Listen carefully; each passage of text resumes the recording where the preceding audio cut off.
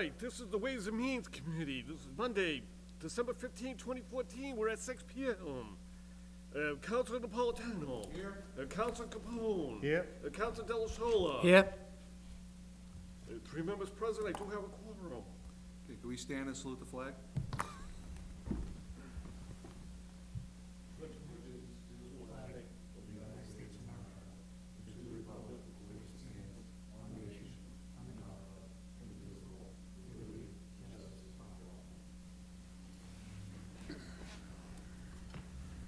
Would the clerk read the first item of business? All right, the first piece of business. This is a resolution up by Councilors Joseph McGonigal, Rosa DeFlorio, to study the compensation level of the school committee and city council. Mr. Chairman, could we have the sponsor before us?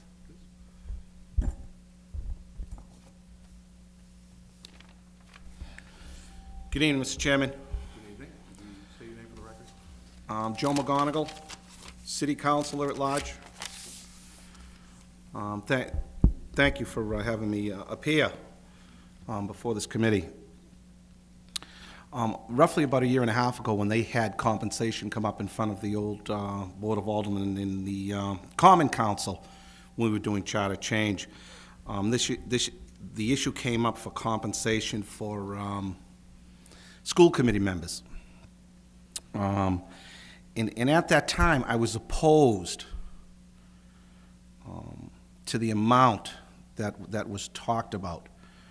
And I was opposed to it because of the little information I had at what exactly, to be quite honest, school committee members do. And I wasn't opposed to giving them an increase in their salary. It was, one of the gentlemen said it was all or nothing, and it wasn't a school committee member, it was one of our members in that committee. So when that was said, there was a few of us that decided that, well, it's not that way, but we were never against compensation for any of the school committee members. And in the interim, you know, after discussion and review of a lot of information with Mr. Forestier and school committee members, I understand a little bit of what their time demands really are. And having 2 of my own children in the school system, I learned quite a bit about the undertaking. And a few of them, Mr. Chairman, if you bear with me, because I do like to speak facts, they do negotiate 7 union contracts, which is quite a bit, which I never realized. That's, you know, in itself, pretty painstaking with what it takes to do that, especially the time it takes. 844 employees they handle. So the volume of action that they do see is incredible. And we ask a lot of these members with the advancing the best interests of our children. So I'm here tonight in front of this committee to say that I believe that they deserve some level of compensation, you know, because of all these time demands that they're in. And now it's before you, whether what you do with it, you know, is you know, what that level of compensation is. I think that needs to be discussed. So, thank you, Mr. Chairman. All right. If I could, from the chair, I mean, I do concur with you. I know one of the things that is never always taken in granted is that a lot of us we're coming from full-time jobs, you know, and after working a 9-hour day, you know, or 8-hour day, you know, you'd like to be able to just go home and call it a day. Our elected officials, whether it's in our body of government or the school department, school committee rather, I think there is a commitment that does deserve to be compensated, because you are putting in more time and into be able to improve the betterment of the city, and in their case, the school department as well. So I tend to agree with you. Councilman Del Sol. Yes, I have just a couple of questions. I'm all in favor of giving anybody a raise that does deserve it. When it comes to the facts, I'd like Councilman McGonigal says, I'd like to know exactly what they do, if I can get that in front of me in a few weeks from the school department. Just see what they actually do, because we all know the students keep increasing, and it ain't going down. It's not gonna even level off. And the more students you have, the more work, which we all know, is for the school committee, what they have to do. So I'm looking to see what they're looking for a pay increase, and what their job titles and job duties actually are. So I can kind of look at it and get an idea of what exactly is going on. Yes, Councilor Capone. Thank you, Mr. Chairman. Excellent points brought up by Councilor Della Sola. You mentioned about a year and a half ago, through the chair, you mentioned about a year and a half ago that there was a number that was being sought, and then I guess it was one of the council members that said all or nothing. Do you remember Correct. what amount they were looking for? Because I think right now it's 5,500. Yeah, And at one point, school committee members got zero. Yeah. So, I'll tell you, Councilor Capone, I believe it was around $10,000, the Okay. increase was gonna be. Okay. That the board we were on and the city clerk, our clerk, our council clerk, Mr. Burley, could help us look that up. I believe $10,000, it was gonna be amended to, and I thought that would pass. We weren't against an increase for them. But, again, there was a certain member that said, listen, we're not gonna nickel and dime this thing, they're either gonna get $15,000 or it's nothing. So, that was tough for us to take a few of us, you know what I mean, to go for such a large increase, especially when we were coming in with a new charter and in a change of government. right. So that's what, and I felt bad about the decision I made, because it killed it on the floor that time. Because when you actually see what they do, I mean, they do a good job, the school committee. They really do, in all aspects of handling our children. And when you really get into it, Councilor Della Sola, when you find out, I can only imagine trying to handle one union contract, and there's 7 that they deal with, and 844 employees, and everything comes through them, to them, while still maintaining, a great school curriculum for our children. I mean, look at the month of December, if you look at their calendar, and I think we all get it now. Do you see it come through on your emails? Mm-hmm. It's not just their school committee meeting that they do. It's everything that's going on for that month. Look at December's. Every night there's 2, every night of the week, there's at least 2 things going on. So that's why I brought this up. I think it should be looked at. It doesn't go into effect, I believe, and I'd have to check with Mr. Burley. It doesn't go into the next, the next budget. So you do have time. You do have time to look at this, and you're right, Councilor Della Sola, to make an intelligent decision, because it is taxpayers' dollars. It will be in the school budget, but it's still taxpayers' dollars, which we're all concerned about. Councilman DeFleur? Thank you, Mr. Chairman. The reason why I had amended it to councilors, because what happened, I want to just go back to what happened last year, all right? Because some of us were not here. Last year, the councilors, we had done all the research and went into the finance committee. We spent 6 months on it. The councilors come out at $23,000, and the school committee come out at $14,500, I believe. But what happened is, when it got on the floor, the councilors was amended to $15,000, and that's the reason why the school committee didn't get the $14,500, because it didn't equal out, in other words. The councilors historically always get paid more than the school committee members in any city and town. When you do your studies, you'll see that in all the cities and towns, that's normally how it is. So, but it's not fair to the school committee members, because they didn't get no pay increase at all, and they do have a lot of work that they have to do. So, unfortunately, nobody likes to give raises. Nobody wants to take the heat. Everybody gets nervous. But to me, do it once and for all. Do it right, and then you're not gonna do it again for another 20 or 30 years. Put something in there where they get 1 or 2% a year, or maybe the same as the union workers or whatever. Put something in there, so no counselor will have to go through this again. So, to me, let's do the study, do it right, and do it once and for all. Unless there's any other questions, excuse the guesswork, thanks. Thank you. Yeah. On this piece, you know, a lot of valid points have been brought up. And what I would say is I second the sentiments of Council Del Sola, that we really need to fully understand what they do. I know they work hard, I know they do a lot. Running citywide, you see what they're into every 2 years as well. But what I'd like to do is request that we grant further time, and let's get a look at what they're actually doing, meeting to meeting.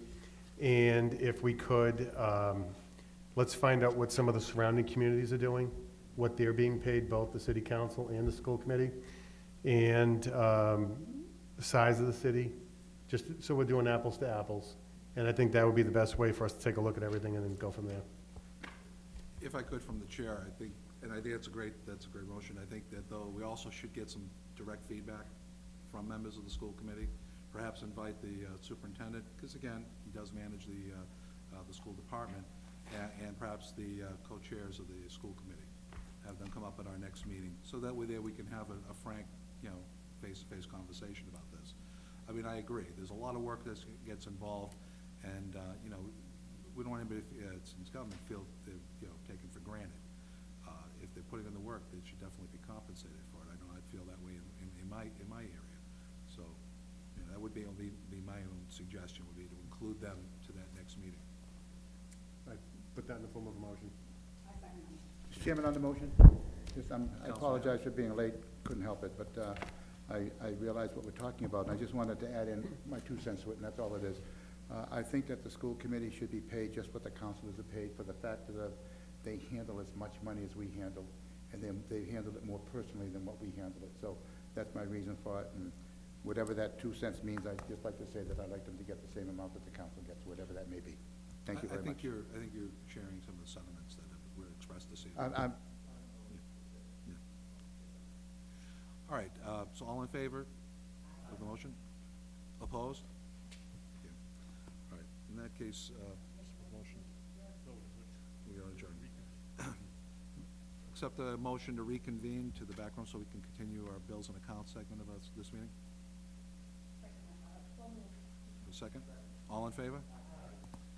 Opposed?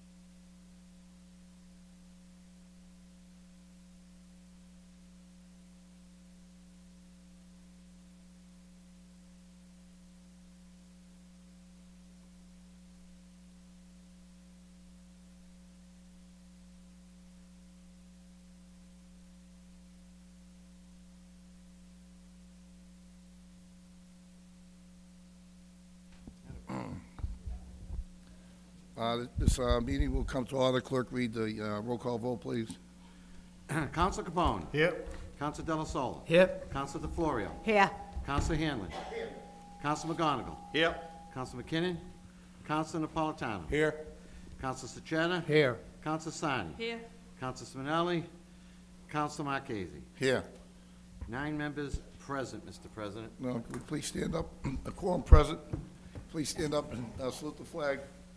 Pledge allegiance. To the flag of the United States of America and to the republic for which it stands, one nation, under God, indivisible, with liberty and justice for all. Now, before we start this meeting, this past week, we had ex-counselor Chicky Clifford's wife, Josephine, passed away. We also had, last week, we had Mayor DiMaria's uncle passed away, Angelo DePiero. Moment of silence, if we could, please.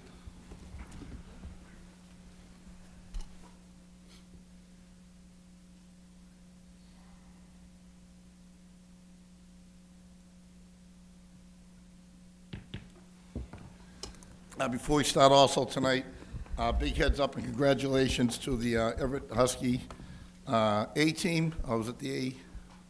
No, not Everett Husky, the Everett Crimson Tide. Is it the A-team? A-team, unlimited, yes. Unlimited A-team for their championship. They're the best team.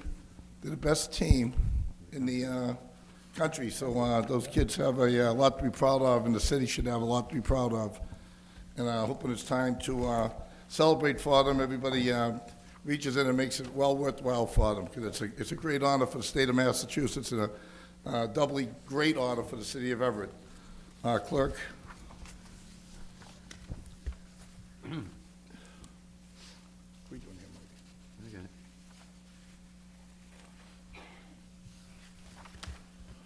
Just had to fix something.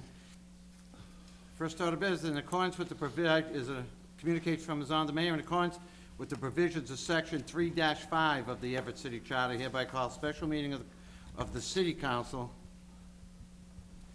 to be held as follows: Monday, December 15th, 2014, 6:15 p.m., subject to conduct a public hearings in accordance with requirements of Chapter 40, Section 56 of the Mass General Laws, in order to vote on the minimum residential factor, in order to determine the percentages of the local tax levy to be borne by each class of real property.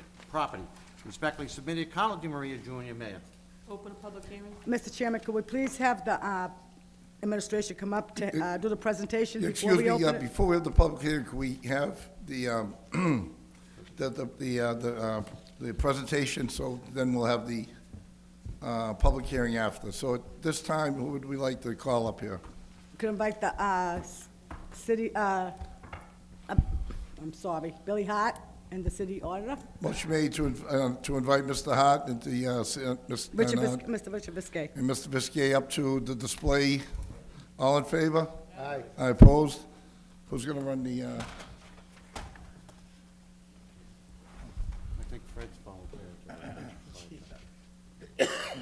oh, yeah, before I forget, regrets from Council Leo McKinnon. His daughter had her wisdom teeth out.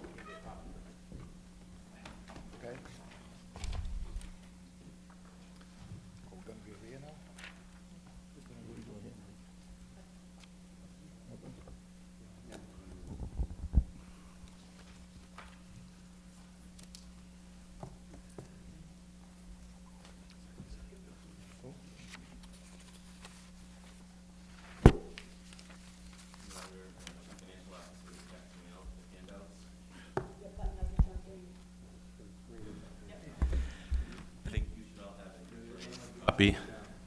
A copy of the presentation for this evening. For those of you watching from home, you can watch on the screens. Thank you, ladies and gentlemen, for the opportunity to address you this evening in a joint convention on the matter of our residential exemption process here in the city of Everett.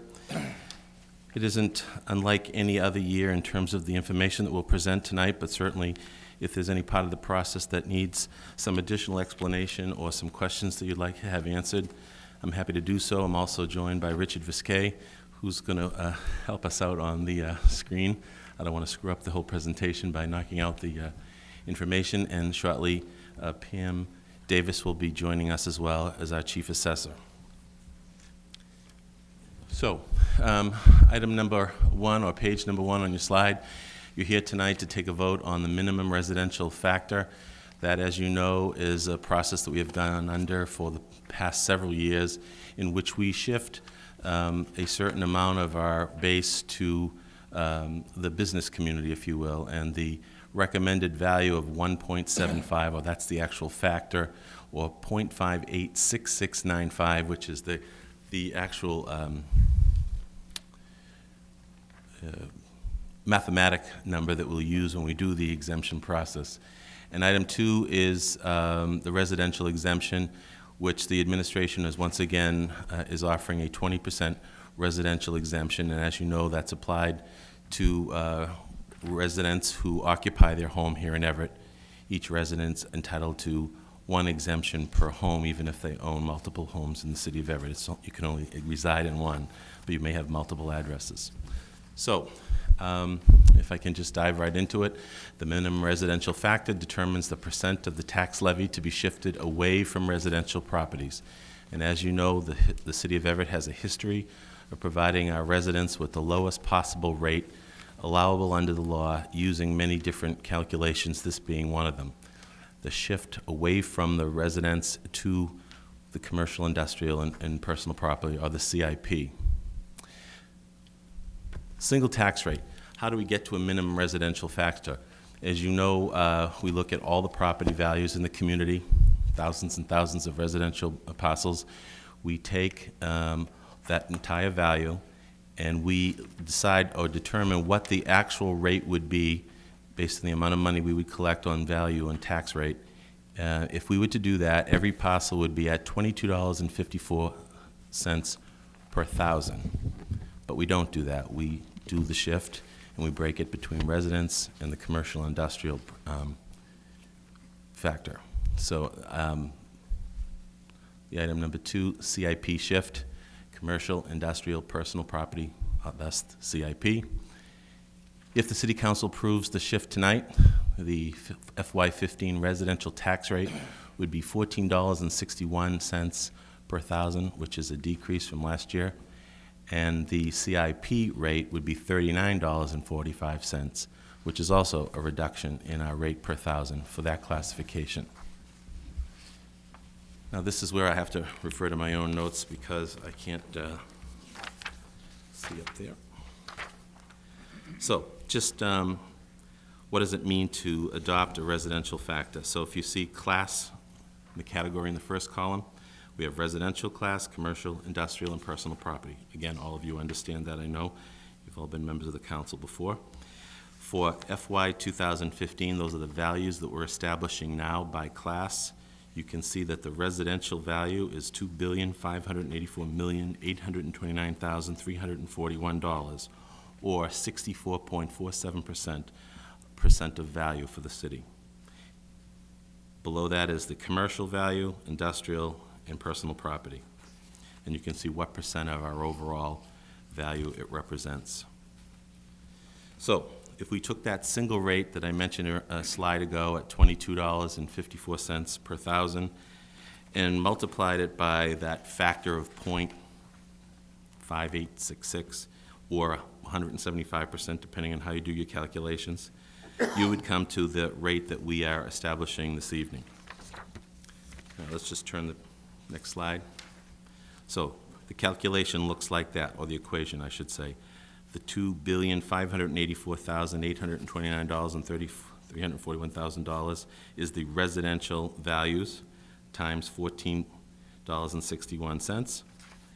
Add in the commercial, industrial, and personal property tax value of $1,424,429,856 times that rate gives you now what we establish as our tax levy for FY 2015 of $369,956. That is much less than we had than we have as a levy limit. The levy limit is $94,510,401,000. That's over $4 million less than the levy limit. And this is referred to as our excess levy capacity. So I think, just if I can stop here a minute, and if anyone has any questions at this point, I know I'm kind of running through it, and I apologize, because I know many of you have either spoken to us in the assessor's office or myself personally about some of these calculations, and I know you understand it, so I apologize if I'm going too fast, so please stop me at this point if you have any questions. If the chairman... Councilor Napolitano? Sure. How do the evaluations this year stack up to last year? Is it an increase or decrease? Breaking down residential versus... Sure, actually, that's why Pam is late. We were walking through that process, but our multifamily homes have all increased in value since last year. I think, if I'm not mistaken, the single families are about the same, and the commercial has also increased. She's actually getting me a percent. I didn't get the percentages. I had so much trouble printing them out. PM Davis up also, please. Motion made and seconded to invite Ms. Davis up. All in favor? Opposed? That's why Welcome, we- Ms. Davis, how are you? I'm fine, thank you. How are you? That's why we were delayed. I apologize again. We- Okay, we're on. Pam, the question was about these percentages. You don't have percentages, but I know in property class, you can give them a quick overview of that. The single-family homes rose slightly. The real heavyweight are the multifamilies. They are finding a rapid appreciation rate, to say the least. On top of that, the residential value looks like it increased an awful lot, but a lot of that is also the Charleston Shoe Factory with all the units that were put on the line. Commercial industrial was very slight, but it did increase some. Not significant. The biggest increase of all was multifamily. That includes apartments. So we can give you the percent as soon as we can push that out. Access Yeah, the- access, that's been the issue tonight. You're welcome. Councilor Sacheva? Two questions. First of all, that 1461, in dollars and cents, how much of an increase is that over last year, just for the public to know? You mean the average increase? No, how much in dollars and cents per thousand is that It 1461? was 1504 this past year, so that represents 57? 57 Yeah, cents per okay, thousand. Thank you. So You're welcome. 50-cent increase per thousand. Second question, Decrease. Decrease. decrease? or Yeah, we're going down. It was Four- 1504, this year it's 1461. It's a decrease? Yes. Oh, okay, thank you. You're welcome. This is a curiosity question. I believe last year, the administration asked for us to, or wanted us to give a better break rather than 175% to the business. This year, they're asking or recommending the 175. Is there any reason for that? That's the highest you can go. You can't go. No, I mean, She means- he they means for wanted the- to reduce it Right. last year. I remember we took a vote on it. When we do that, you're right, we had a conversation a year ago about looking at different scenarios other than the 175 shift. Right. And we have some of those numbers for you, but what that does do, and I think this is what we heard from the members of the council and aldermen last year, was that they, as much as it is significant to some of the business folks, we were making it a burden on the residential folks. And I think your preference was to let's keep our residents in their homes at the best possible rate. And I remember that, yeah, too, I think that also. was part of the reason why we accepted the 175 shift. Thank you. You're welcome. Councilor Capone? Thank you, Mr. Chairman, through you. What was the, if you know, what was the fiscal year value for assessed residential properties last year, fiscal 14? In total? Yeah. See if I have that with me. I don't have that with me. We'll check on that right now. And I'm also going to be interested in commercial, industrial, and personal property for the same fiscal I'll year. run down and get the totals. We can have that printed out if you want to hold that question, and Sure. Pam can get that. Okay. That's the only question I have. Okay, Councilor Hanlon? Thank you, Mr. Chairman. On page 8, I'm reading that there's going to be a $183 increase in single-family houses, and I see that on the commercial tax rate, there'll be a decrease of $618 per thousand, right, Bill? Mhm. Okay, I got two questions. The first one is on the single-family house, we see an increase of $183. she had indicated that multiple family houses are gonna get hit. Okay, now, is it a two-family, or a three-family, or a four-family, or an apartment building, or which gonna get hit? Are they all gonna hit differently? Multifamily, so single-family, this value here that you're referencing, Counselor, the average single-family, that's the calculation that we use to determine the average home in Everett. Single-family. Multifamilies will increase significantly more. Okay, but is it any multifamily house, or is Yes. it a two compared to a six, or are they all gonna be the same? In terms of percent increase in value? Oh, increase in value. Yeah, increase in value, the twos and threes will be about the same, and I think what happens is, you know, again, it's, Pam and I were looking at percent earlier, and that's, I guess, as I said, what held us up, it's anywhere between 12 and 20% in value change, higher, which in some respects, as much as you don't want to have to pay more taxes, it shows that the value of the community is strong, and it's growing, and I think there's a lot of factors. Of course, you know, good fiscal management, a rapidly growing base in the community, attractive for folks to come into our city. So I think that attributes to value rising in those categories because they're being sold at much higher than people ever expected them to be. So a lot of it based on the sales. Yes, it does all based on sales, and very strong sales. And I think, you know, if I can put a crystal ball in front of you, I think next year we'll have a similar story, that we'll see a very strong value in Everett, which, again, from our perspective, sitting up here in these chambers, is what you want. And I think we're certainly on that way. Unfortunately, someone has to pay that bill based on that value. Okay. I've talked to several real estate agents, people that do that kind of thing, and they're finding out now that the sale of property in Everett is decreasing because there's nothing left to sell. So the only thing that I can figure, if they're not selling now, they won't sell next year unless the price goes really up high and people want to get rid of it.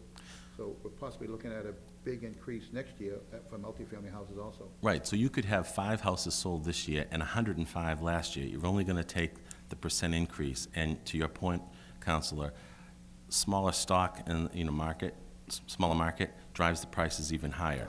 So you're right, Everett's an attractive community, and it's showing in our values, and this is just the first year of what I assume will be multiple years of a strong growth in our values. Okay. And one other question, I don't ever remember seeing it.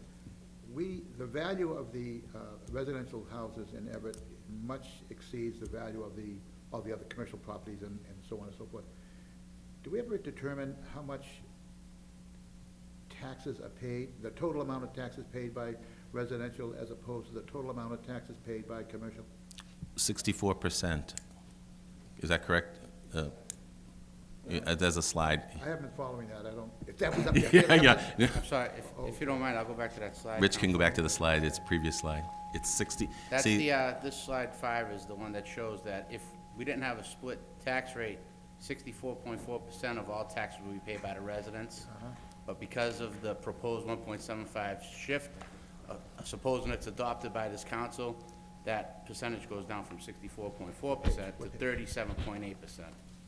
And then the commercial, industrial, personal property go up, the respective numbers that you see on the slide. So the last column, Mr. Hanlon, I think answers your question in terms of percent. No, my question was the money. Oh, the dollars. I want to know the dollars, you know, I know the percentage and everything, but, you know, is it going to be whatever our tax, whatever we have to raise this year, over $100 million? And are the residents gonna pay, I got that 75 answer for million? you. No, let's say 65 million as. Right. I have He's this calculating. The way it's proposed right now, the residential would pay $34.2 million in taxes.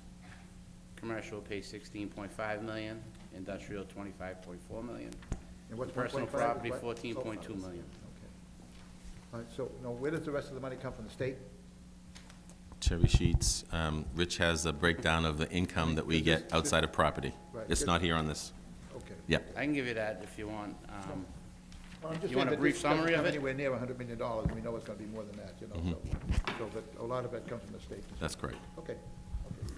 If I may, from here, Mr. Hart, of all the cities we're comparable to, do they all have the 20% residential exemption? No, there's an asterisk in two of those communities that I have up there.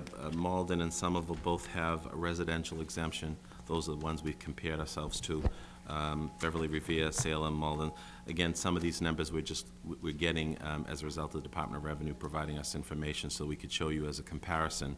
But the two close-by cities are Somerville and Malden. Thank you. You're welcome. And also, I know we're pushing probably the greatest percentage on our multi-units in the city of Everett, because most of them are 20% don't have the residential thing on, the residential exemption. So that's the biggest increase in the whole city will go towards the absentee landlord. Oh, you mean the people who are actually receiving exemptions, you believe that they are not in three-family homes? Is that what you're saying? Well, I don't know, do they get, if a person three-family, do they have the full? If have they the live exempt- there, They have yeah. the full value of it? Yeah. Okay. Yep.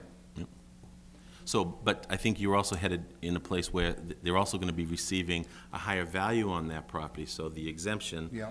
will come against a higher value, Well, they as have we two say. rentals also coming Right, too, so it makes it a right. little easier. But those are selling. I mean, you folks probably have seen it in Everett. They don't stay on the market long once they go up for sale. No, I'm fine. Anybody else? Council Sejata?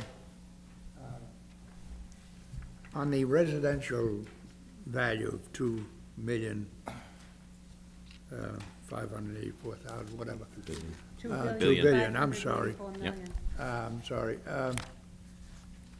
Does that include the properties that we just had built in Everett down on Lower Broadway and down on Waters Avenue? Is that considered residential or is that commercial? No, because you mean an apartment complex? Yes. No, that's considered residential. It is residential. Yes. And of course, they don't get the 20%, right? No, because the owner doesn't live there. Right.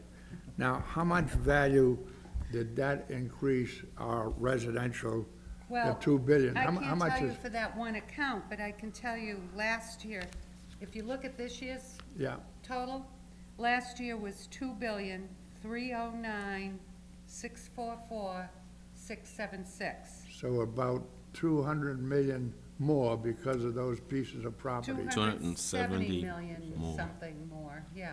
We've But it had isn't just because of that property, Yeah. it's because of everything. everything else that's overall. going on, right? Okay, thank you. You're welcome. Council Capone?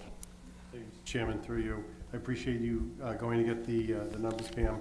So that was the residential. How about the commercial, industrial, and personal? What was the fiscal year 14 value?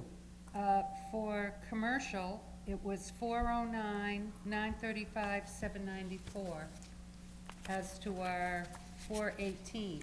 So as you can see, it really didn't increase that much.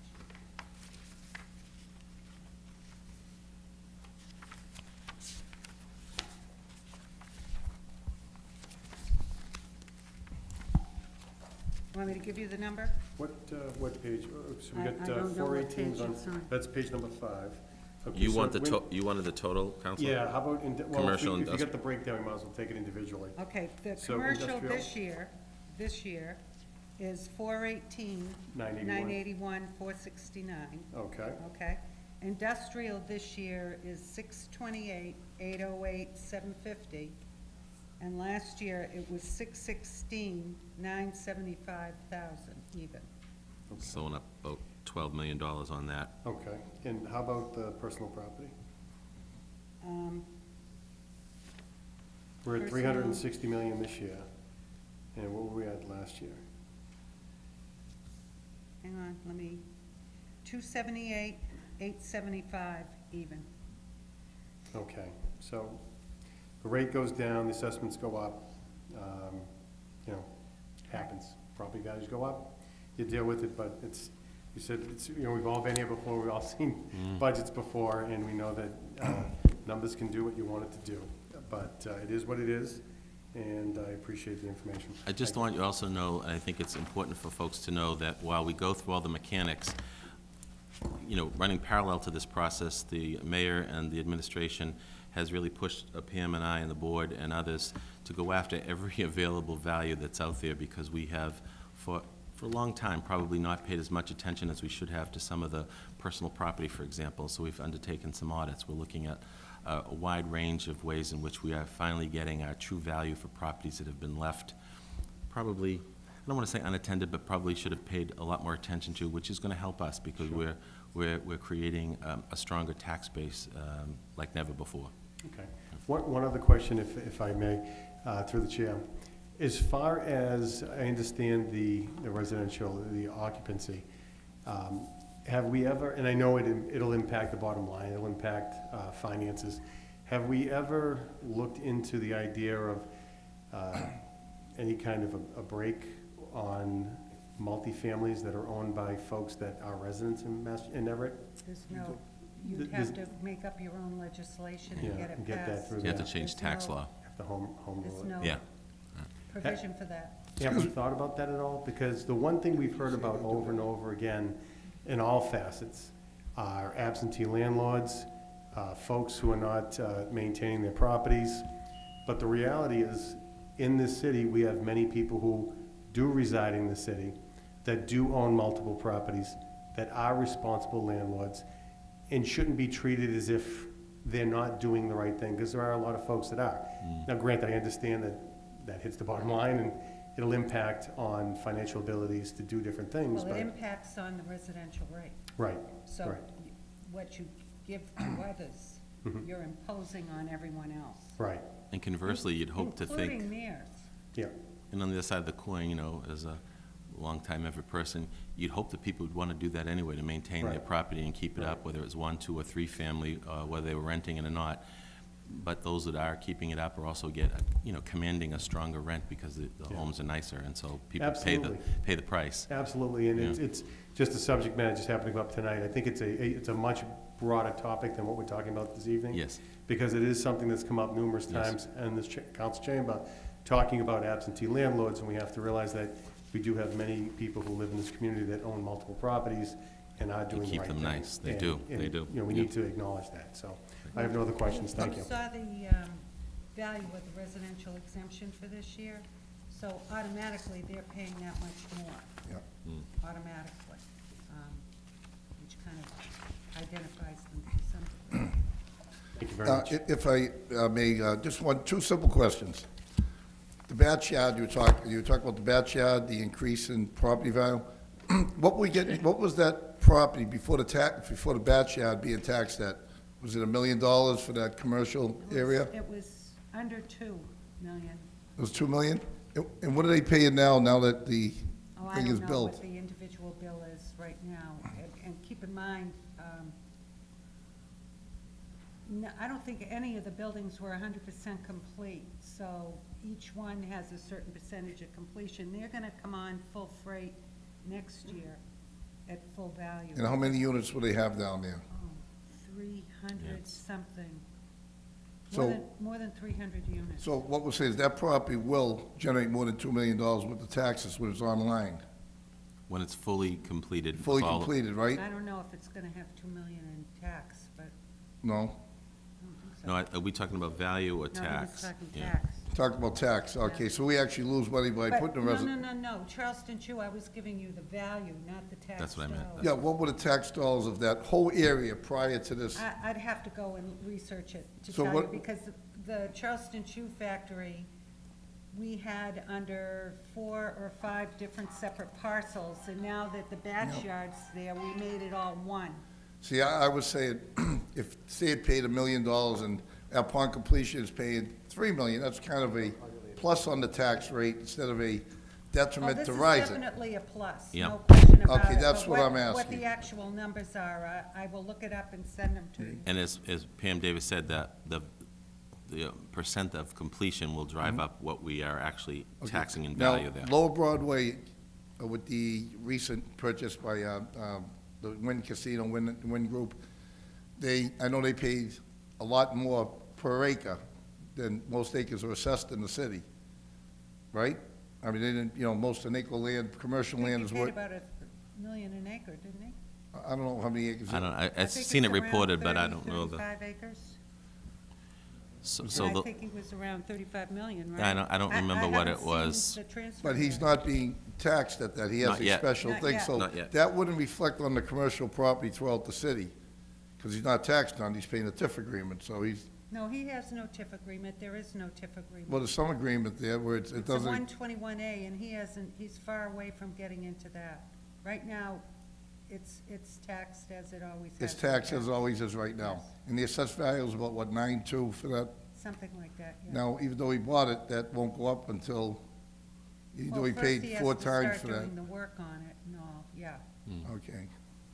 But Mine nothing has is a big reflected here. cleanup cost Not right now. reflected yet, okay. No. But even when he does start working, that won't be reflective on people, other commercial piece of property in the city of Everett. You following No, one me? impact does not impact all. Okay, that's what I'm looking One for. sale does not make a market. Is that what you're getting at? That's what I'm getting at, exactly. Because if there was any, No, that's, because if there was any redevelopment takings down Lower Broadway, that would be very difficult to compete with what that property's worth on a commercial acre land property. Are you following me what I'm saying? That's all. I am. I think we have to wait till that plays out, All right. because that's one scenario, but, you know, there's a lot that happens between now and that Yeah. point, so I hate to opine on any of that at this Sure. point. Obviously, we know what we have today, and that's what we want to stick to, but there's a lot of scenarios that we will be able to actually evaluate and have proof positive in a year, in 2 years, and 3 years, depending on the level of development in that site, and that's going back to the bat yard. It's, you know, not always complete in the I don't wanna- taxation year. I don't want to cut anybody short, but I believe we have a meeting at 6:45. We still have to open this up to a public hearing. So if there's any quick questions, do it now. If not, we'll open up to a public hearing after. 4 more slides, then we'll open up to a public hearing, okay? So, what slide are we left on here, Rich? On slide 8, again, we use an average single-family tax bill. Again, this is an average, it is not specific to a parcel. So in 2014, the average single-family value was $239,700. And again, we calculate that so that we can provide you with the exemption value as well. In 2015, what we're going into now, $259,275. So see, the average single-family value in this scenario is changed by $20,000. So what you'll see reflected is the difference of the, and I think it was Council Sachetta earlier who asked about the difference. So this current year, the average family value, single-family value, yielded a total tax bill of $3,605. This year, that same average single-family value is $3,788 tax bill, a difference of $183. So that's just a quick chart to show you how you arrive at the single-family value and what the, again, average savings is or increase depending on the year. Right, that's a good point. You also have on your agenda this evening a vote to transfer $650,000 to the tax, and that is factored into this presentation. I should have said that at the very beginning. If you choose not to vote that transfer, it will impact these numbers. It'll change the per thousand amount that we would, the tax rates. So I just want to be sure, thank you, Pam, for reminding me that. I think we already covered page 9, which is the local community comparisons. Everett. Mr. Howard, how much would that change it if we were to deny that 650,000? Would you have a figure? We talked about that earlier, Mr. Viskey. What was that? was it 15 cents? It was 11. Yeah, it was small.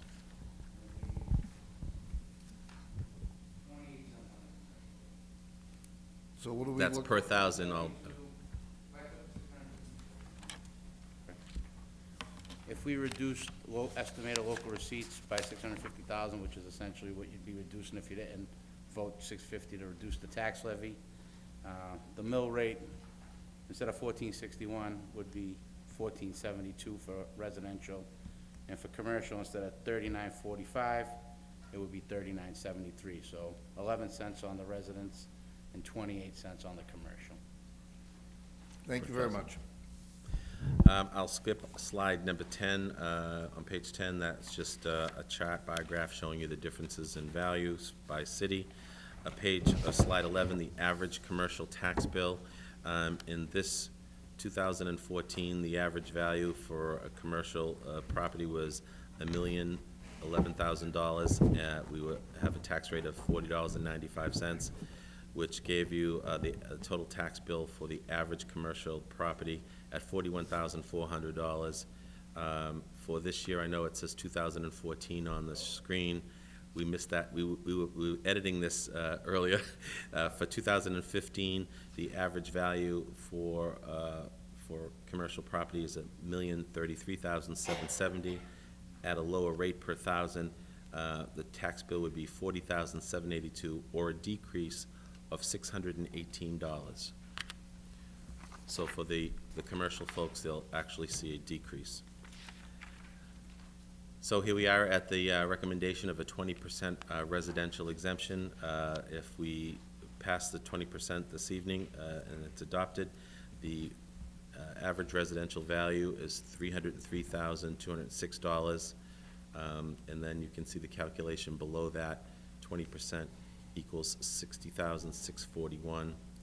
$60,641 times the proposed rate of $14.61 will provide the residential homeowner $885.96 off of their tax bill. Mr. Chairman. So once again, I think that the residential exemption provides our residential homeowners an opportunity to save some money on their tax bill. It shifts away from all residential parcels to the commercial base. The commercial base, to recap, will see generally on average a decrease in their tax bill. So it lines up relatively nicely, I think, this year, that we can actually say that it's a much better, stronger story than we've been able to provide you in the past. And there's a lot of reasons why that happens, and I think hopefully I've given you a couple of examples of why I think that's happening. All of you know that this is a great city to live and work in, and I think people continue to see this as a place to come to live and to build a business. So if there's any other questions, Mr. Chairman. Mr. Chairman, can we ask the questions at the 6:45 meeting, have the public hearing now, and have both Billy Hart Well, and the Pam? public hearing will, our next meeting will follow the Right, so public hearing. can we still ask the questions in the next, the following meeting after the believe public so, hearing? sure. So we recommend that you stay here, and we'll do the public hearing, and then we'll So I'll make a reconvene for our motion to next open up meeting. to a public hearing, and we'll get So going. I make a motion Make a motion. to open, excuse with the customary thanks. Yeah. Thank you. Now make a motion. Make a motion to open public hearing? Motion made second to open to a public hearing. All in favor?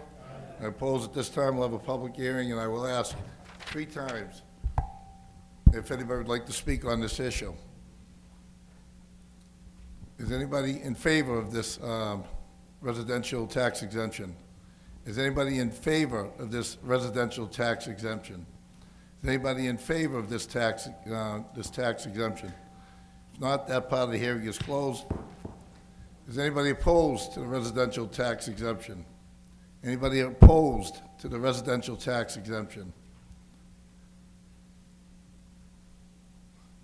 Is anybody opposed to the residential tax exemption? This part of the public hearing is over. Make a motion to close the public hearing.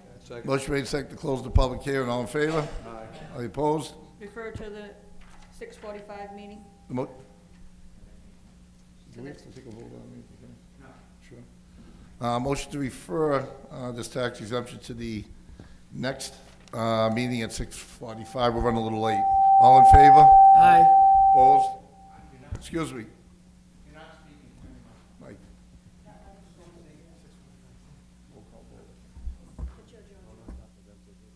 Oh, I agree. No, I agree. What? No, I think you're correct. I think what we're confusing here is the old joint convention where we couldn't vote on something. Yeah, now you can't vote on, We you can have to vote. certainly vote on this. I believe it's on the agenda to vote on it, so, yes, you may. I think you're confusing the old joint convention where you can only recommend. That's not the case. Yep. So at this time, Mike, what would be Favorable action? the motion made for favorable action on the minimum residential factor, roll call vote? Who made the vote? Who made the motion? Who made the motion? I made the motion. Second. Motion made second, take the vote on the residential vote. Counsel Capone. Yes. Counsel Delasola. Yes. Counsel DeFlorio. Yes. Counsel Hanlon. Yes. Counsel McGonigal. Yes. Counsel Napolitano. Yes. Counsel Sachetta. Yes. Counsel Sani. Yes. Counsel Marchese. Yes. 9 yeas, 0 nays, Mr. President. 9 yeas, the minimum residential factor is passed, and we'll send on to the next meeting. Will we adjourn? Do we have to make a motion for Yes. the 175%? No. No? We passed it as submitted, as recommended. Do we have to adjourn? Yeah. Move the adjournment. Motion made, second to adjourn. All in favor? Aye. I opposed? Take a 30-second break.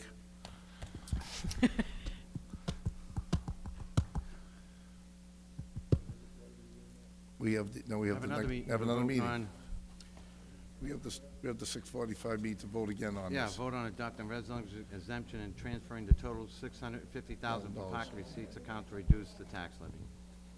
No, we have to vote again this next Monday? Huh? At our meeting next No. Monday?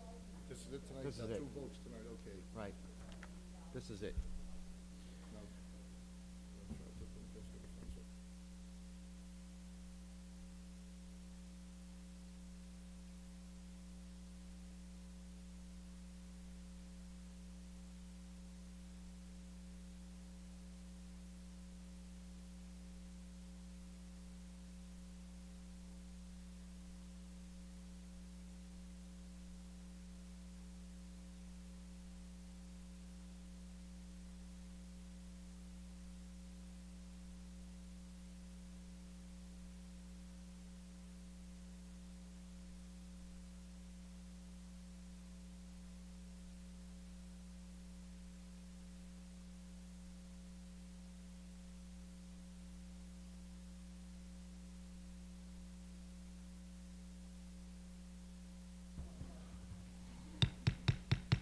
Clerk, we start the next meeting. Counselor Capone. Counselor Della Sola. Here. Counselor DeFlorio. Counselor Hanlon. Here. Counselor McGonigal. Here. Counselor McKinnon. Counselor Napolitano. Here. Counselor Sachetta. Here. Counselor Sani. Here. Counselor Simonelli. Counselor Marchese. Here. 9 members present, Mr. President. We have a quorum. We can waive the salute the flag.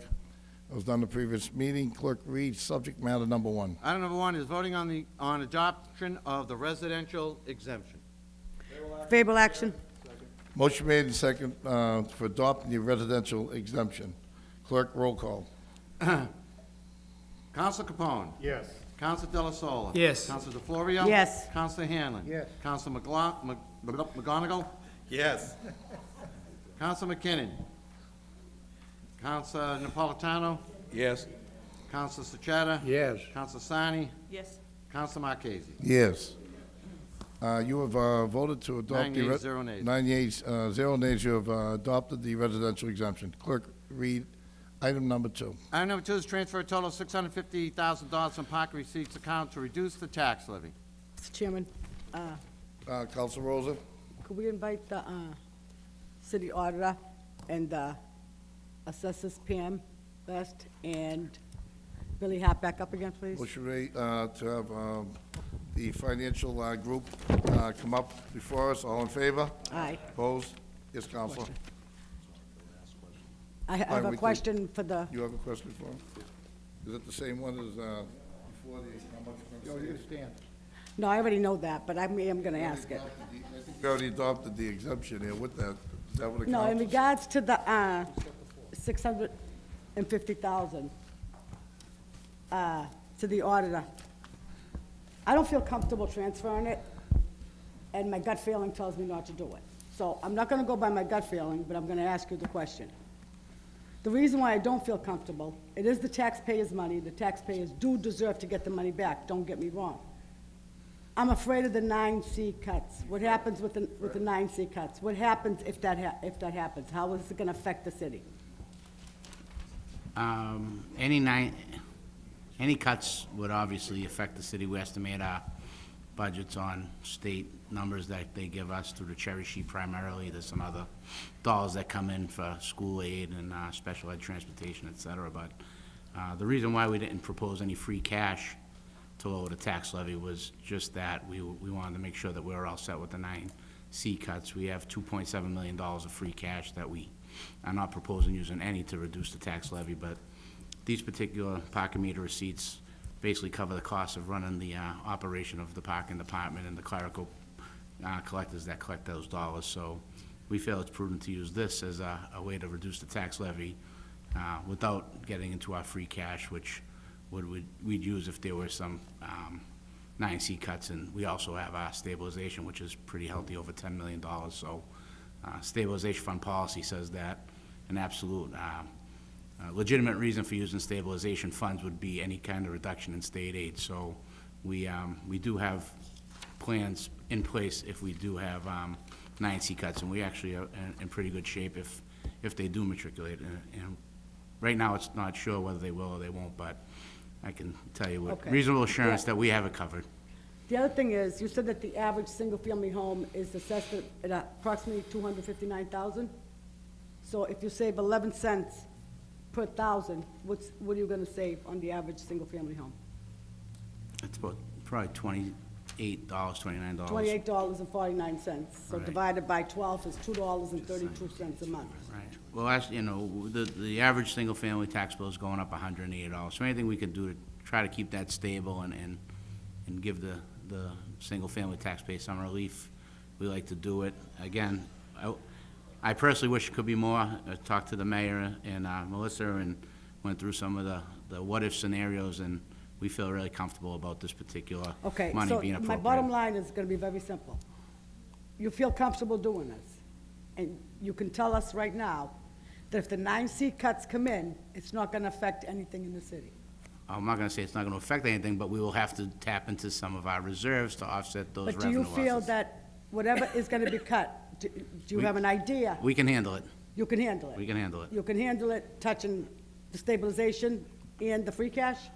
We've been pretty diligent about funding our reserves in accordance to the policies we've adopted with your help and your votes, so yes, we're in good shape Okay. if something like that happens. Because I don't have an issue giving people a break, whether it's $10, $20, or $30, it doesn't matter, it's their money. I just don't want to see us in trouble 3 months from now, that's all. That makes Thank- two of us. Thank you. You're welcome. Councilor Sachetta. Yes, I'm all in favor of having given this money to the taxpayers. They deserve it. It's only $28, but they deserve it, and we have free cash to use if we need it. So I'm in favor of this 100%. Thank you. Any other questions? Motion to excuse with customary thanks. Second motion? Is there a second on the motion?